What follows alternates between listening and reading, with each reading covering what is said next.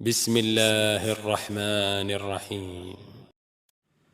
Ada beberapa ketetapan hukum berkaitan dengan kurban yang harus diketahui oleh seorang muslim agar dalam menjalankan ibadahnya benar-benar berdasarkan ilmu agama serta mengerti dan memahami masalahnya.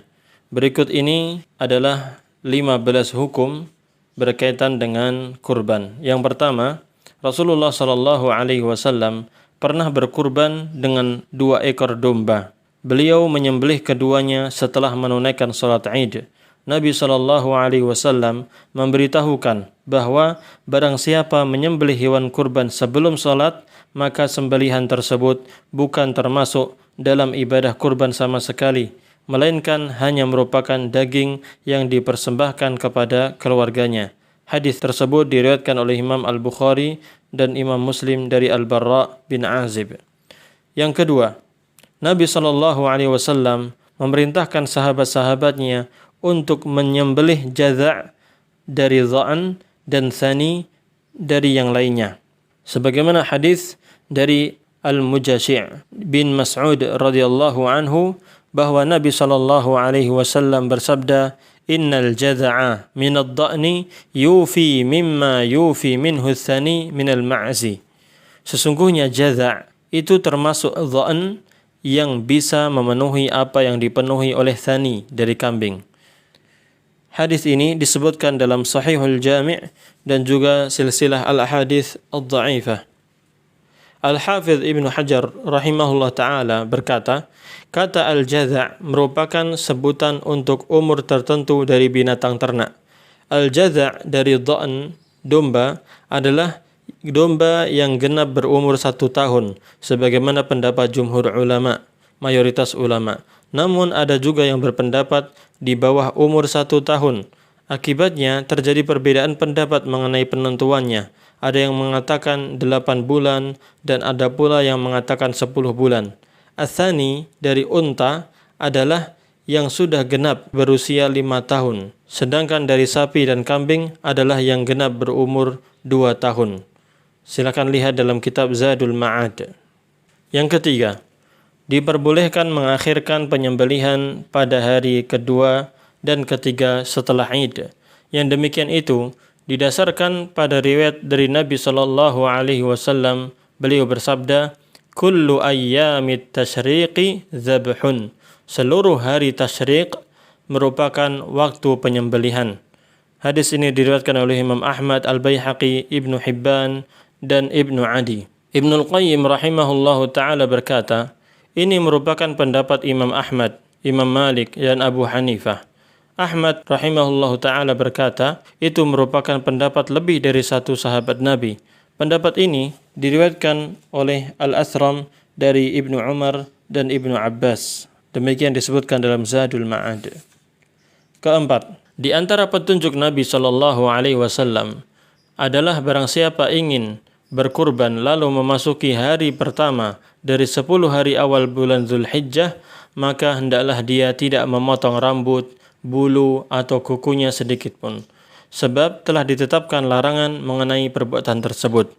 Di dalam syarah Muslim, Imam An-Nawawi rahimahullah ta'ala berkata, yang dimaksud dengan larangan mengambil kuku dan rambut atau bulu adalah larangan menghilangkan kuku dengan memotong, mencabut, atau yang lainnya dengan sengaja. Sedangkan larangan untuk menghilangkan rambut adalah larangan dalam bentuk pencukuran, pemendekan, pencabutan, pembakaran, penggunaan sesuatu yang dapat menghilangkan atau yang lainnya.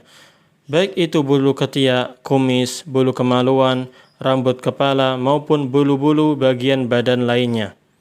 Sementara di dalam kitab Al-Mughni, Ibnu Qudamah rahimahullah ta'ala berkata, jika ada yang melakukan hal tersebut, hendaklah dia segera beristighfar, memohon ampunan kepada Allah Subhanahu wa ta'ala. Menurut ijma', kesepakatan para ulama, tidak ada fidyah, tebusan atau pengganti sama sekali. Baik itu dilakukan dengan sengaja maupun tidak sengaja. Syekh Ali Hasan Al-Halabi hafizahullah ta'ala berkata, apa yang diungkapkan oleh Ibnu Qudamah mengisyaratkan kepada pengharaman hal tersebut, sekaligus larangan secara mutlak. itulah yang tampak pada asal larangan dalam hadis Nabi sallallahu alaihi wasallam. Kelima, Nabi sallallahu alaihi wasallam biasa memilih hewan kurban yang tidak cacat dan mencari yang paling bagus. Beliau melarang berkurban dengan hewan yang bertelinga putus atau bertanduk patah. Diriwayatkan oleh Imam Ahmad, Abu Dawud, At-Tirmidzi, An-Nasa'i dan yang lainnya. Selain itu, beliau sallallahu alaihi wasallam juga memerintahkan untuk melihat pada kesehatan dan ketiadaan cacat sehingga seseorang tidak berkurban dengan hewan yang bermata buta, yang terpotong bagian depan telinganya, yang terpotong bagian belakang telinganya, yang robek telinganya, dan yang terbakar telinganya. Telah ditegaskan larangan mengenai semua itu. Adapun kambing yang dikebiri boleh dijadikan sebagai hewan kurban. Hal itu sesuai dengan apa yang disebutkan dari Nabi SAW yang diriwayatkan oleh Abu Ya'la dan Al-Baihaqi dengan sanad yang dinilai hasan oleh Al-Haythami di dalam kitab Majma'uz Zawaid. Yang keenam, Nabi SAW melaksanakan kurban di tanah lapang, sebagaimana diriwayatkan oleh Imam Al-Bukhari, An-Nasa'i dan Ibnu Majah. Yang ketujuh, di antara petunjuk Nabi SAW adalah dibolehkan berkurban dengan seekor kambing atas nama diri sendiri dan semua anggota keluarganya, sekalipun jumlah mereka banyak. Sebagaimana dikatakan oleh Atha bin Yasar, aku pernah bertanya kepada Abu Ayyub Al-Ansari, bagaimana berkurban pada masa Rasulullah sallallahu alaihi wasallam? Dia menjawab, "In kana ar-rajulu yudahhi bisyati anhu wa an ahli baitihi fayakuluna wa yut'imun." Dahulu, seseorang berkorban dengan seekor kambing atas nama dirinya dan keluarganya. Lalu mereka memakannya dan membagikannya kepada orang lain. Diriwayatkan oleh At-Tirmidzi, Malik, Ibnu Majah dan Al-Baihaqi dengan sanad hasan. Yang kedelapan, disunahkan bertakbir dan membaca basmalah ketika menyembelih. Yang demikian itu didasarkan pada apa yang diriwayatkan dari Anas. Dia berkata, ضحى النبي صلى الله عليه وسلم بكبشين أملحين أقرنين ذبحهما بيده وسمى وكبر ووضع رجله على صفاحهما. Nabi sallallahu alaihi wasallam pernah berkurban dengan 2 ekor domba yang bagus lagi bertanduk. Beliau sallallahu alaihi wasallam menyembelih keduanya dengan tangan beliau sendiri dengan menyebut nama Allah dan bertakbir seraya meletakkan kaki beliau pada lambung kedua hewan kurban tersebut. Hadis ini diriwayatkan oleh Imam Al-Bukhari dan Imam Muslim. Yang kesembilan, kurban yang paling baik adalah domba yang bertanduk, jantan, berwarna putih yang bercampur dengan warna hitam di sekitar kedua mata dan kaki-kakinya. Sebab inilah sifat hewan kurban yang disukai oleh Rasulullah sallallahu alaihi wasallam dan beliau juga pernah berkurban dengan hewan seperti itu. Sebagaimana disebutkan di dalam hadis Aisyah yang ada pada riwayat Imam Muslim dan Abu Dawud. Yang ke-10, disunahkan bagi seorang muslim untuk menyembelih hewan kurbannya sendiri.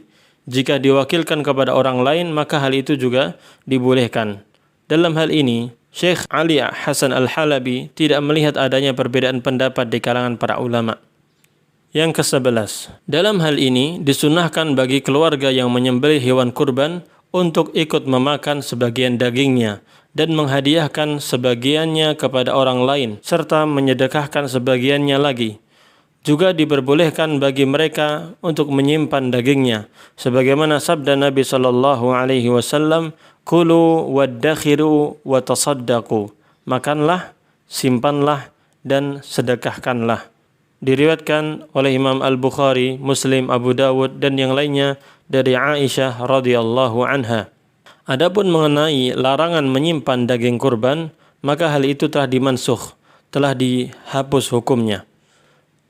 Yang ke-12, seekor badanah, unta, bisa untuk 7 orang. Demikian pula seekor sapi.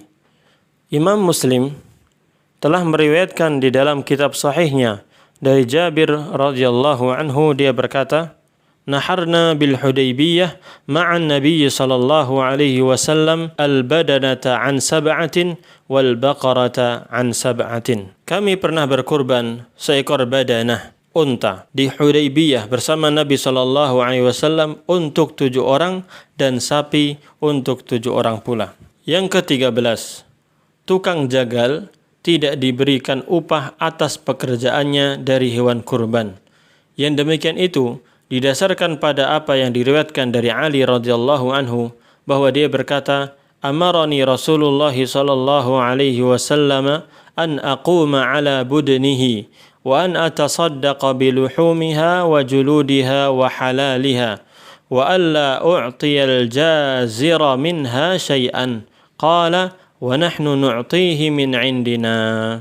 Nabi sallallahu alaihi wasallam pernah menyuruhku untuk menyembelih seekor unta milik beliau, kemudian menyedekahkan daging, kulit dan pelindung yang dikenakannya.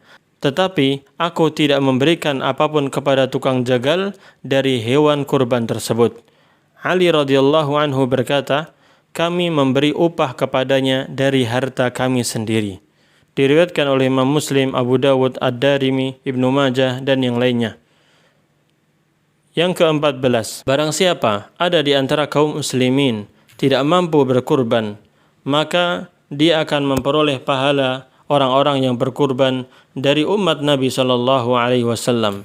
Hal itu karena Nabi sallallahu alaihi wasallam bersabda saat menyembelih salah satu dari 2 domba, beliau bersabda, Allahumma hadza anni wa amman lam yudhhi min ummati. Ya Allah, ini untukku dan untuk orang yang belum berkurban dari umatku. Yang ke-15, Imam Ibnu Qudamah rahimahullahu taala berkata dalam kitab Al-Mughni, Nabi sallallahu alaihi wasallam telah berkurban dan Khulafaur Rasyidin juga telah berkurban. Seandainya mereka mengetahui bahwa sedekah itu lebih afdal, pastilah mereka semua akan berpaling kepadanya. Selain itu, karena pengutamaan sedekah atas kurban dapat menyebabkan ditinggalkannya satu sunnah berkurban yang telah ditetapkan oleh Rasulullah sallallahu alaihi wasallam.